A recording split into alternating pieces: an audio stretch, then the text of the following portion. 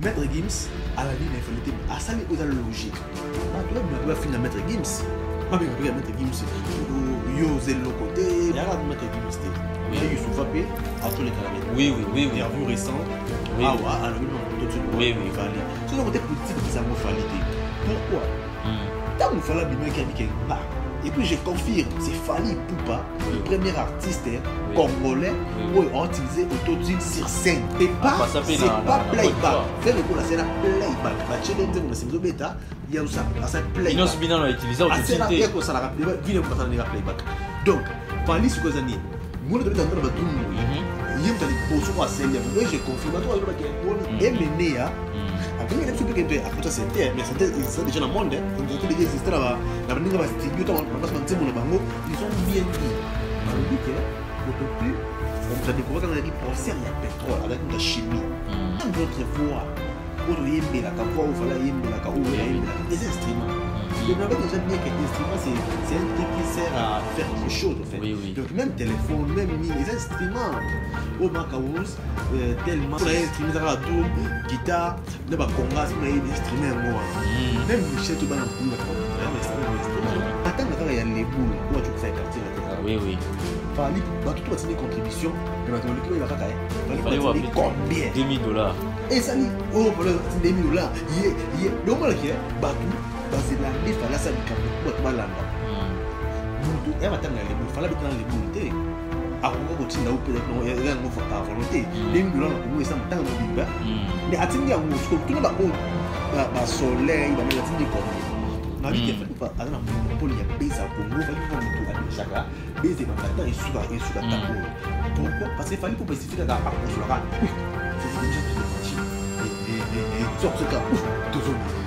Parce qu'il y a à Teka Congo, à Teka Bandar, à Teka Lingala. Na folklorique, tu as la folklorique avec c'est comment quand tu es États-Unis, on met que c'est américain afin de bouger, falloir prester le loco. Il faut qu'à niveau à sortir comme boca. OK, pas d'attention, qui va attention. Tu fais allusion à DJ Pression qui est ça en passant. Oui, bien sûr. Non, bien sûr. On ça allusion. Non, journaliste était, mais on a raté même le donc, il y a qui va l'attention. Sur il y a des choses qui l'attendent.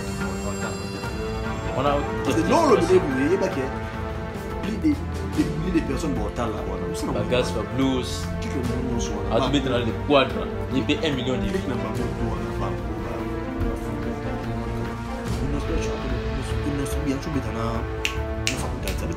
Oui. Une semaine, on a 1 million. Si les gens ont 1 million,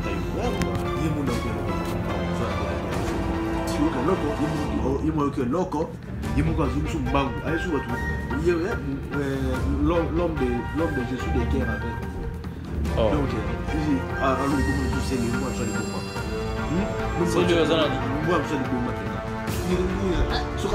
c'est le palais. Moi, c'est ma commentaire.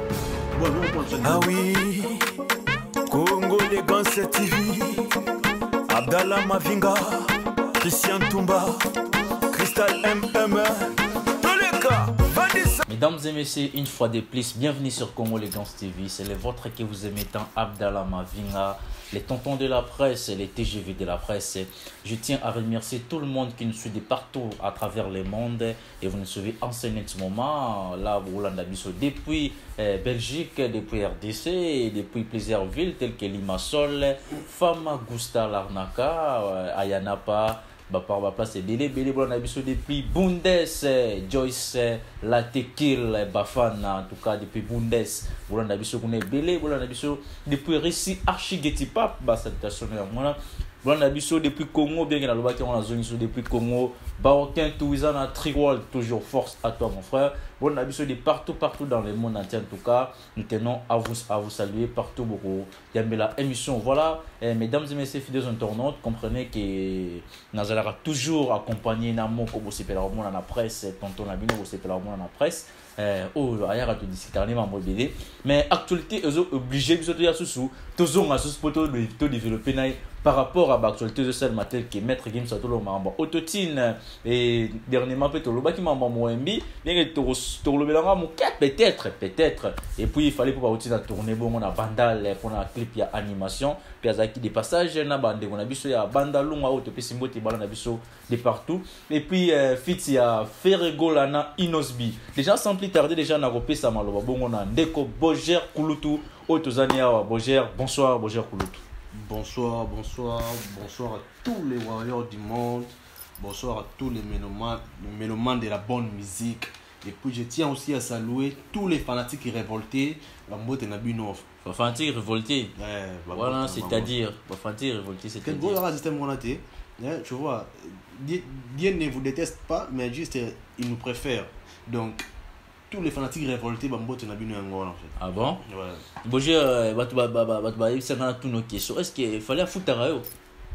C'est ça le gros pour la c'est ça là pour la musique à Congo, tout ça là pour la tombola ou les lumières ya Congo. Donc ça, bien que toi il y a bonne musique, mais dans un star on a préféré les Fally Ipupa. Donc toi ya ka awa mingi pour na couper sa lumière pour na ça bateau vérité pour na couper ça bateau nenge nini toi na richesse mon amour na biso mais bateau on va négliger. Alors c'est ça Fally. Oui, le second lingi au toucher en biso to robima to to sali on ça la monter pour na zela o na bois quand pesanga la sala nga boité to biso ya awa to lobina biso na bateau bien o analyste non analyste té. Analyste azara na parti brité. Analyste azara au milieu. Donc ngazande warrior nga mpandi ya Fally. Bien qu'il y ait ça là, bien qu'il y ait copié ça va point de finanga c'est ma musique ya Congo.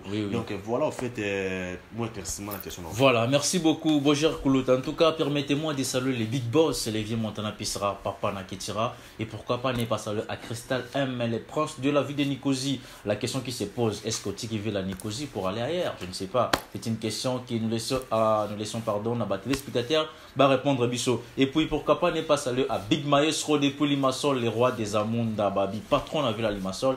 Il faut apprécier l'homme à son époque car l'ingratitude est condamnable. Et merveille l'antécologie depuis la République démocratique du Congo. Big up à toi, voilà ma sœur. Voilà, déjà Boger Kulutu, l'affaire Autotine, ça fait parler. Hein? Tout le monde sous Maître Gims. Qui nous redit encore, qui vient de faire une émission à RFI, à lobby qui Autotine et ça instrument. Na roloba qui a kotika na maloba ya fallait pour loba qui est instrument. Mais na ligne, totika la place on a Autotine wana to mekante ko sola ebele, ba question ils allaient belé na autota tour ya Autotine wana. Déjà tant yo qui Maître Gims ça loba bongo déjà Boger. Non, et alors Maître Gims c'était. Il y a Youssouf Apé à tous les Canadiens. Oui. Interview récent. Oui, alors oui. Donc, on a martelé sur Yango. Dans le troisième ou quatrième émission, nous allons continuer à le Autotune, c'est un instrument. Même un logiciel là où on a la vidéo MND, on a la vidéo MND aussi sur la page. Même la vidéo, on a ceux qui ont tagné en malam. Ils ont bien dit. Autotune, on a découvert qu'on a dit pour il y a pétrole avec une chimie.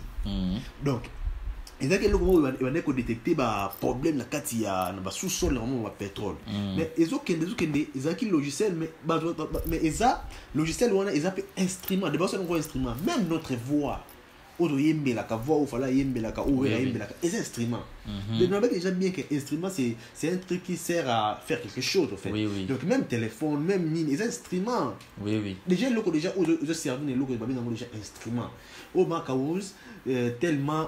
N'habite ceux qui a directeur artistique à J7 il a fait rigolo là il y a pour les instruments de doom guitare de ba congas pour les instruments ngwana même les chefs bana ko ba ndabunda mais c'est un instrument non donc il y a un global Maître Gims à la ligne infalité mais à ça les logique bah toi bien pas finir Maître Gims ba bien après Maître Gims pour yo zel le côté monini si quand et là on a tout naka bateau balobaka bongo ba pona nini dans le milieu lobaka ce que ça côté négatif ba peste tout une Fally ce côté positif peste ngo Fally té pourquoi tant on fala bima ki abike nga Et puis je confirme, c'est Fally Ipupa, Oui, le oui. premier artiste Oui, congolais oui, où a utilisé autotune sur scène. Comment ça? Mais pourtant, on a eu à voir Non, des images où c'est pas- Ferrego là. C'est pas Côte playback. d'Ivoire. Faire le goal là, c'est la playback. Bah challenge on a c'est bêta, il y a ça playback. Inos Bina l'a utilisé au C'est là total. que ça la playback, vient pas ça la playback.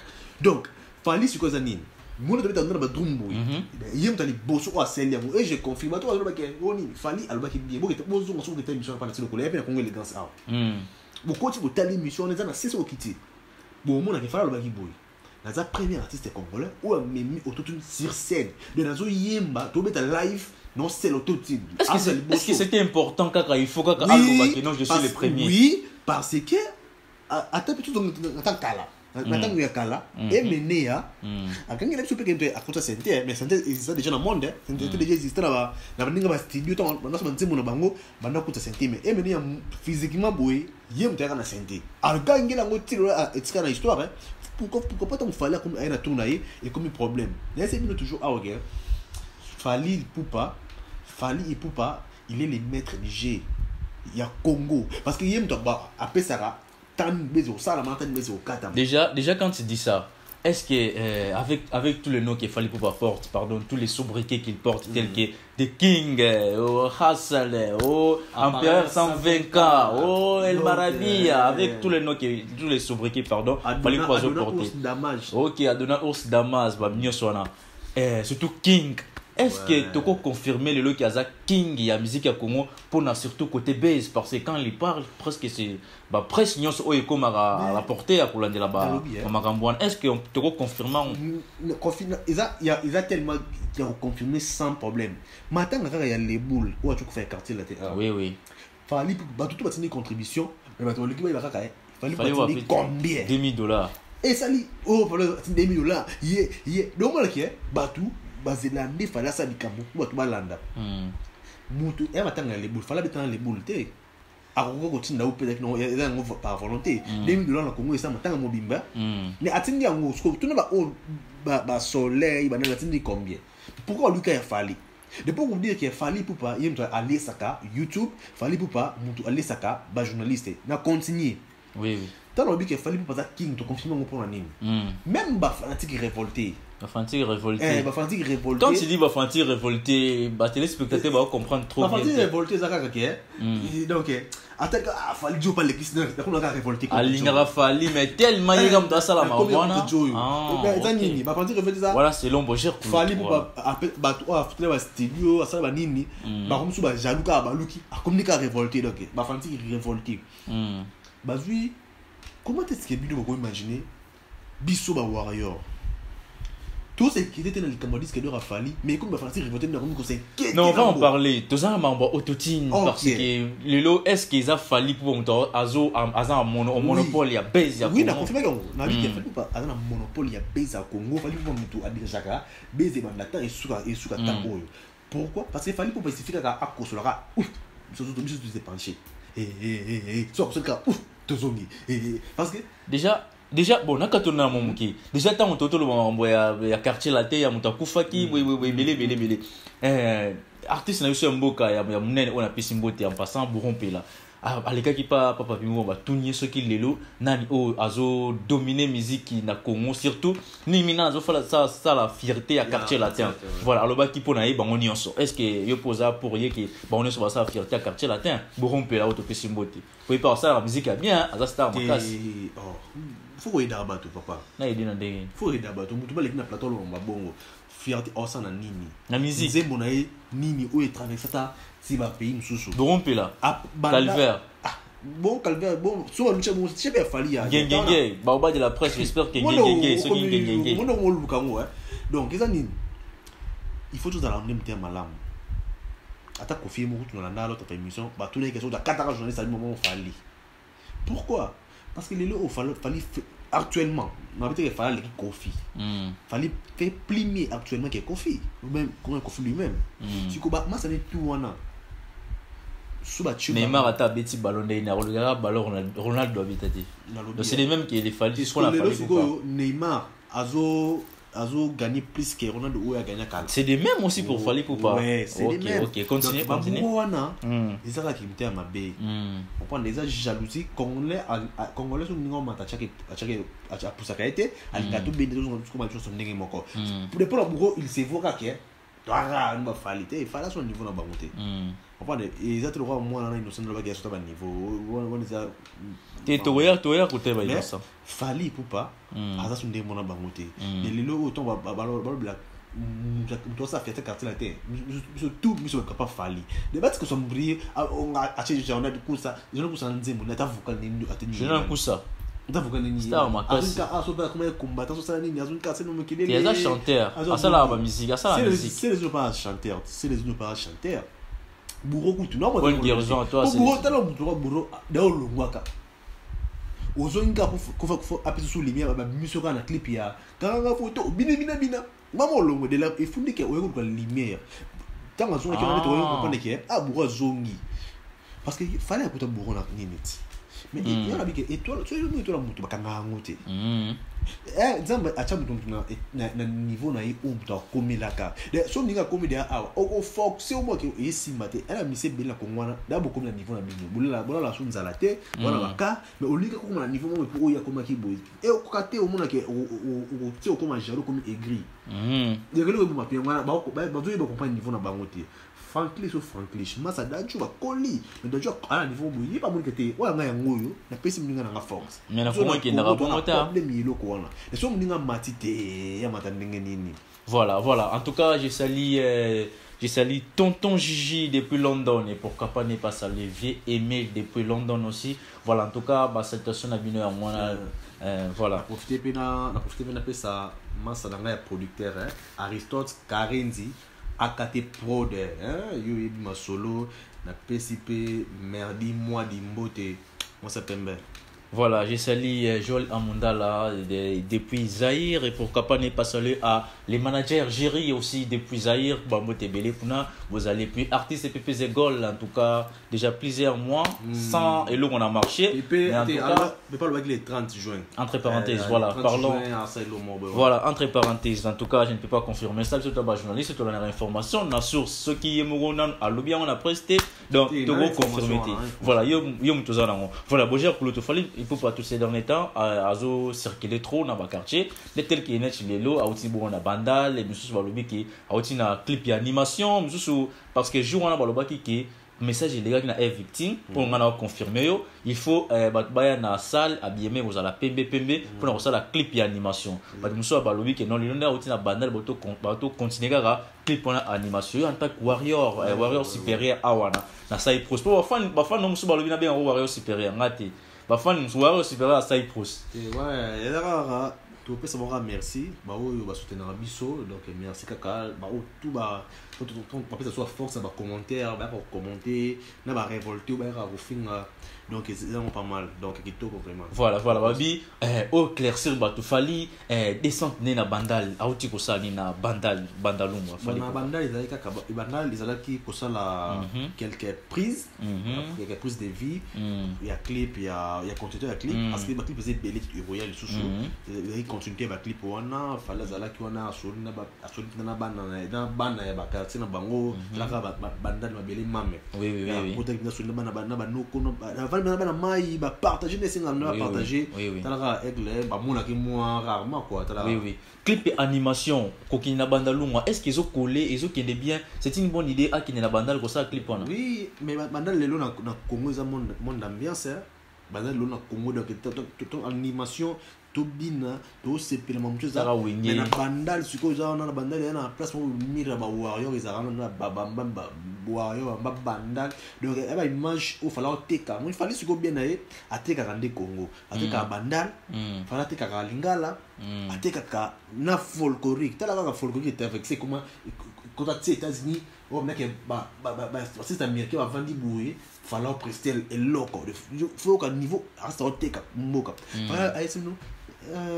je vais vous faire parler lingala ngoy onanga le lingala yima akela yima lingala bato belo oto ba bandal les artistes c'est belé tel que faire rigola ota bandal le bon mon émission ya mon ngirangiri ngoto vous ça bandal les gars on répéter na wenge et tout Yé mort le bas à mon bandal. Ils sont en bango bimaka mais bon tout va bien. Un an peu il aura la tête. Moi mon toi t'es cabanel c'est fali pour pas. Voilà, à quand clip il y a animation quand? Non nous date ça fixé mais je pense que c'est plus longtemps. Donc c'est à cala trotter. A few time yeah. Voilà. En tout cas, fallait pour pas merci na travail qui toko vous allez conseiller la biso na mboka. En tout cas, toujours c'est pelano makasi tel que nenge boger kulutu tous années azo répondre. Tous années lo sala te ba propos teni à inviter ezo engagé ka invité. Et pour na finga na c'est pour na nyonso en tout cas, tous années pour na kwa simenyoso. Merci beaucoup. Nous n'hésitez pas, on est là seulement pour faire notre travail. Voilà. Toi, tu as besoin quand un analyste, quand un journaliste, quand un milobela. Donc, quelle bonne attention. Quelle bonne attention. Tu fais allusion à DJ Pression qui est salé en passant. Oh, mais il y a combien d'années? Oui, bien sûr. Non, bien sûr. Oh, ça, allusion. Un analyste était, un journaliste était, le gars a raté la milobela. Donc, il a bien acquis l'attention. Parce que Nathalie, émission na jockey, c'est à même tapé à l'obagi comme on a eu. Il y a un et ça le passe, hein? C'est que ça là. Une très belle émission et DJ Pression na jockey. Ça n'a pas nini pour ceux qui ont l'obéli nata matin. On a parce que non le bébé il y a plus de milliers de personnes borta là. Parce que plus de milliers de personnes borta sport bon comme moi et tire la bonne tout il y en a bien que non PC visibilité donc Kolobela ils ont passé tous les cas on attend comme on a bien qui m'a attention mais moi on c'était comme on c'était parce que yo émission na ngaité papa on se dit comme on a au PC une lumière voilà en tout cas voilà permettez-moi aussi de resaluer encore les big boss les vieux Montana Pesra papa na Ketira je vous salue mon vieux et pourquoi pas n'y pas saluer Anantan Kibawa Omerjiti Formele Bozebele Nathan Lelo je te salue voilà et puis je salue Todan Lamar voilà et puis tonton Yannick Derail Nathan Lelo ya ramta feri mais bas pas fali on va prendre la pété a Diembe la rota fali mais azani mta feri bas pas fali mais mta feri faut changer. Voilà, en tout cas, na bozé belé bolanda biso de partout dans le monde entier. Sandra Bamana, Michel Tabou, Bambote belé, voilà. Yangwana et puis Bénédicte Simba depuis l'Arnaka, Ketchaboula depuis l'Arnaka, Bambote Abino Yangwana. Voilà. En tout cas, quand ça la musique a bien à Congo, esprit ba featuring et zapeka ka bien pour la musique na biso et Kenele Bosso. Mais dernièrement, ba critiquer clip ya Samarino na Inosbi, que Samarino et ils a ba vie, ba sombi ba vie. Yo ton tali clip on a 1 million de vues à Bettina car bas de la presse dans ma caméra j'espère qu'une semaine 1 million de vues j'espère pour y avoir un téléphone toujours un ordinateur pardon tant dans lobby long bah moi côté à vérifier biso à connexion ils ala tanga de to message ba terme biso côté la clip on a une semaine 1 million de vues déjà Boger Kulutu bat balo ba ki a sombi ba vie pourquoi j'ai jamais ndeni parce que Inosbi a ça la plus ba vie belé peut-être que côté innocent à s'accrocher pose ba vie on a Gauthier Bopé, le grand géant Gauthier Bopé, ma salutation. Clique na bango na nyonso wana. Bagas fa blues. Clique na bango nyonso wana. A mettre dans le quadre. Il paye 1 million de vues. Clique na bango tout wana bango ba Fabrigas pas côté moi comment. Inosbi chato Inosbi bien tu betana na Fabrigas. Ça veut dire que oui. Yo mo reprenant. Une semaine on a bien 1 million. Si de nous disons 1 million, ta yo mo ya buzobat. Yon wata da sa démonstration na nenge nini na une semaine 1 million na 2 semaines 1 million point quelque dans un mois 1 million point quelque ce que il sanga ba fanatique ngo ba talaka ba kenda to isa qui problème nini et moi YouTube pesa la bon papa nini leki mon vie normal et ça penda ko on penda que nesi clip le rôle un coup. Au moins après 2 semaines, il m'a attaqué à vie. Après 2 semaines, au moins 2 millions. Après 2 semaines, au moins 4 millions. Après, le moins ils ont maté. Parce que on a battu, bambon va soumettre la plus vie. Ils ont acabé sombi quand une semaine na mungu aussi. Quand c'est du côté fallait pour pas tout est bon. Non, c'est ça bien, ba vie tout. Fallait. Mais chez les autres, ba sombi. Bon, tout ça analyse. Mais elle va dire bima 3 mois, 6 mois. Na première semaine 1 million 6 mois mais comme ça 2 millions tout le monde qui a bien dit une semaine 1 million dans 6 mois c'est 2 millions basalaka ta bayibata na mayele na une semaine wana osomba mo 500K na 2 semaines osomba mo 500K ata na 1 mois osomba 1 million batu ba sur le premier game makaza osombi na mayele na stratégie bino osomba ya gros record et puis kanga mino donc ça qui parle on a travaillé monter. Voilà. J'ai sali Stella Longo depuis l'arnaquage. Je t'ai sali. Voilà, Boger, pour le tout, comment qu'il a vu sur la émission. En tout cas, Boger, déjà, Inosbi et pardon, Ferregola, na Inosbi en featuring. Mboka, Kalaming, Tizoningana. Comme il m'a offert à Gola Lobaki, Tokobela, mi tout. À tout le monde, Kalaming, alors, et tout, bah, Yembi, Makasia, ça fait aussi peur.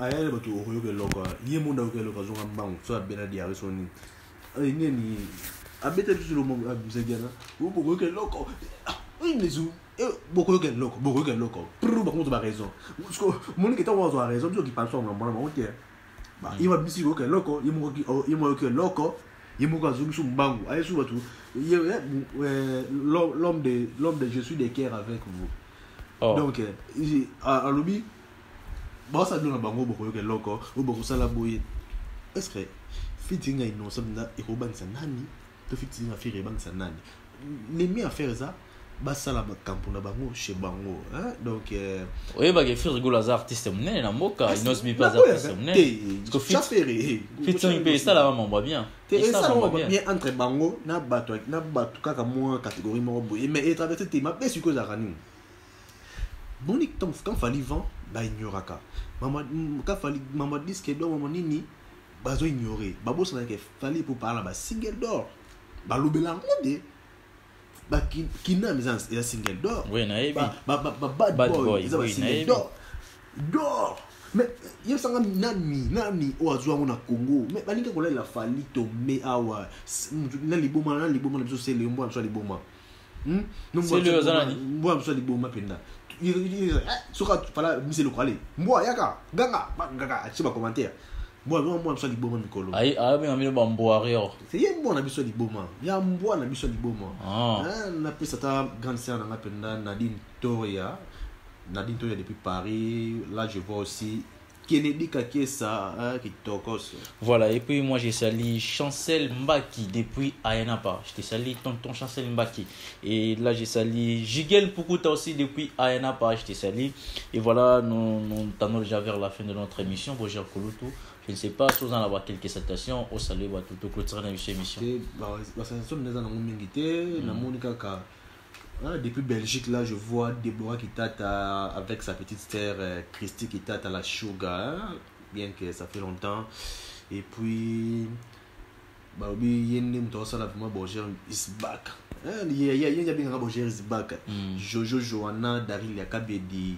Continue au ça toujours Macambo, voilà Joyce Latekil depuis Bundes. En tout cas mes salutations à toi, je veux saluer encore bien que Olia ba Erono Yomoko to lia ensemble été cercle za kilo to lia moi ensemble nayo voilà. Et puis pourquoi pas ne pas aussi saluer à les vieux montana pièce rare papa na Ketira Big Maestro. En tout cas Big Maestro nazanayo toujours Big Maestro depuis Limassol. En tout cas appel nayo nazozela toujours téléphone ezaya kofonga Big Maestro. Voilà ba salutation mwana. En tout cas vous s'abonner massivement à la chaîne na bino Congo les Grands TV.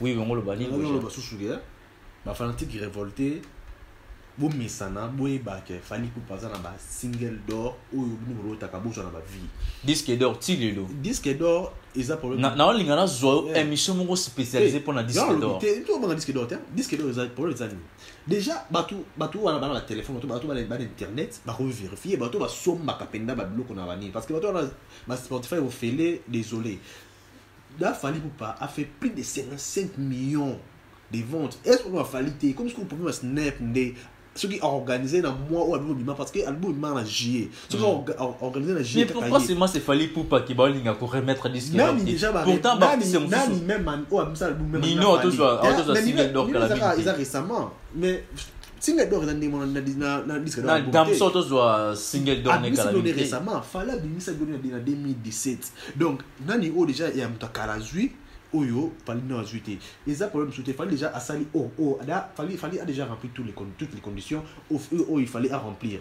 Donc, problème, voilà, et il fallait, faut qu'il snap, fond la porte, puis ça dit non, fallait déjà assali au cours ça là, à côté de mbongo. Fallait que tu mbongo na. Donc, il y a tous la récompense, et ça, bien, mais déjà, tous se perdent déjà dans la single door, la biseau, tu as la single door, la biseau, déjà, ça parlait. Parce que, bah, oh, Lukawana. Bon, bah, on va comment donc tu vois donc ça vaut l'air d'album. On se voit émission ma pour notre single d'or ma disque d'or voilà glody koti mukoko je t'ai sali fimbo je t'ai sali et puis base tu as bissé on va monter la mine belé Kevin Mamale va monter belé voilà Marco mes salutations à toi voilà en tout cas merci beaucoup na fidélité na bino à rester une fois de plus sur la chaîne Nabino Congo Legends TV surtout abonnez-vous massivement voilà c'est Abdallah Mavinga je vous remercie encore partout pour nous capter en ce moment. N'oubliez pas de vous abonner et partager les liens parce que en tout cas derrière la caméra il y a un bon tonton qui est là-bas. Christian Tumba, en tout cas mes salutations à toi mon frère et puis toute l'équipe du Congo Legends TV. Là je vois Isconve Making Fabulous et puis Spider Yuma, manager Jonathan Cassis, voilà je suis avec Roger Kouloutou. Restez scotchés sur Congo Legends TV. Bye bye. Combien de minutes?